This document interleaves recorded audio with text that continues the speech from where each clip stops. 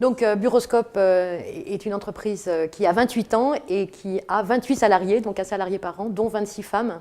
Alors évidemment, en tant que dirigeante et femme aussi, j'ai toujours eu à cœur de faire en sorte que les femmes salariées soient bien dans l'entreprise et puissent conjuguer, mais les hommes aussi d'ailleurs, puissent conjuguer leur vie familiale et leur vie professionnelle. On a une organisation du travail qui est un peu particulière. Ça fait au moins 5-6 ans que je ne fais plus jamais de réunion après 18 heures. Les horaires sont personnalisés en fonction du poste et des besoins des salariés. C'est par exemple une de mes collaboratrices dont le mari est maraîcher et qui a 4 enfants et qui du coup travaille de 8h30 le matin jusqu'à 16h, mais en restant entre midi et 2, faisant une pause quand même, rassurez-vous, pour déjeuner, mais qui peut terminer à 16h et ainsi à la fois s'occuper de ses enfants et puis être à la maison parce que son mari travaille beaucoup dans le maraîchage. Autre exemple inverse, c'est que j'ai un homme qui a aussi une femme qui, elle, travaille et se déplace beaucoup et qui a demandé à avoir aussi ses horaires adaptés et à finir plus tôt, ne pas terminer à 6h moins le quart, mais terminer à 17h. Donc pour moi, c'est aussi important que ce soit une femme ou un homme. Et il n'est évidemment pas question de faire en sorte que toutes les femmes soient à la sortie des écoles à 16h30.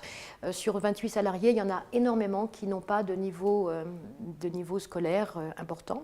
Ce sont des femmes qui sont avec moi depuis très longtemps et maintenant qui abordent la cinquantaine. Et du coup, depuis quelques années, on a mis en place des VAE, des formations qualifiantes et diplômantes. Les hommes nous disent, travaillant dans une entreprise de femmes, finalement, on profite des avancées que j'ai mis en place pour que ces femmes puissent conjuguer la vie personnelle et la vie professionnelle.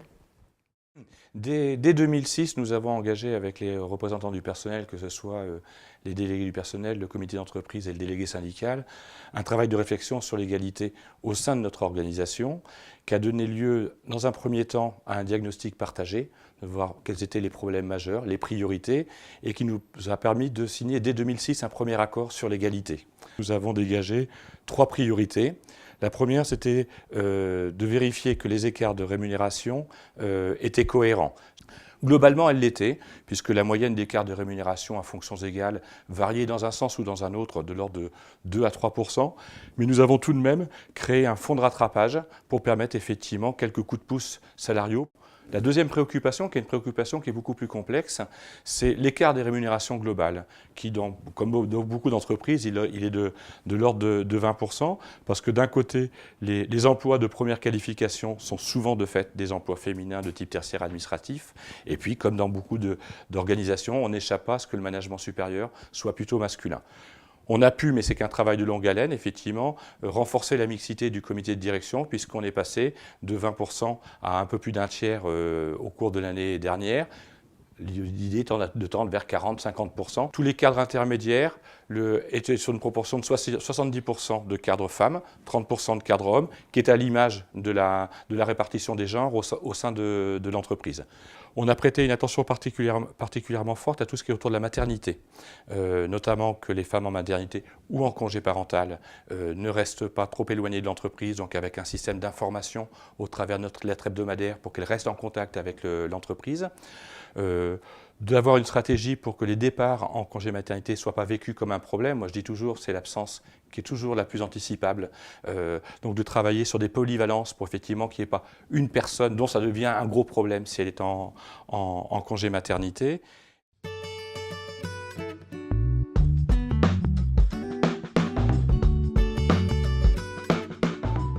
On transmet des connaissances aux apprenants sur le thème de l'égalité et on essaye de susciter la réflexion autour de l'égalité, la parité, la mixité, la diversification des choix professionnels, mais aussi tout un travail autour de la lutte contre la discrimination ou contre les discriminations. Les apprenants ont vite conscience que demain, ils peuvent être victimes d'une discrimination, en tout cas eux ou quelqu'un de leur entourage.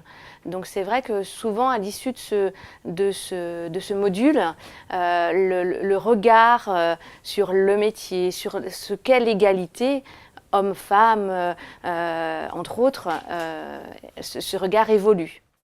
Et dans nos formations, on a vraiment à cœur de privilégier alors des femmes de 30, 40, 50, 55 ans et qui sont souvent dans des familles monoparentales avec des difficultés financières énormes. Et là aussi, je pense important d'adapter nos temps de formation à ces femmes qui parfois ont des difficultés pour venir tous les jours parce que ça coûte cher aussi de venir en formation. Donc là encore, on adapte nos formations pour qu'elles puissent aussi travailler à domicile, leur donner des exercices à domicile pour pas qu'il y ait tous les jours du déplacement. L'année dernière, dans le cadre de l'opération 100 femmes, 100 métiers, nous avons décidé de mener une action forte sur le territoire fougerais, c'est-à-dire que nous avons invité les différents acteurs de l'orientation, de l'éducation et de l'insertion professionnelle à une demi-journée de formation, particulièrement sur comment on peut sensibiliser les élèves, les étudiants et les stagiaires à ouvrir ses choix au niveau professionnel. J'ai envie de rassembler d'autres entreprises qui pensent la même chose que moi. Et Dieu sait qu'il y a beaucoup de TPE qui ont ces politiques humanistes, sociales, salariales, etc. Et donc on est pour le moment une dizaine de chefs d'entreprise de petites PME. Et notre envie est d'aller plus large et de faire venir d'autres chefs d'entreprise et de leur démontrer que plus on travaille pour l'égalité professionnelle et la diversité, plus l'entreprise est riche. Plus on a de femmes, d'hommes, de personnes handicapées, de personnes âgées, de jeunes, plus l'entreprise est riche et plus elle est innovante et plus elle est créative.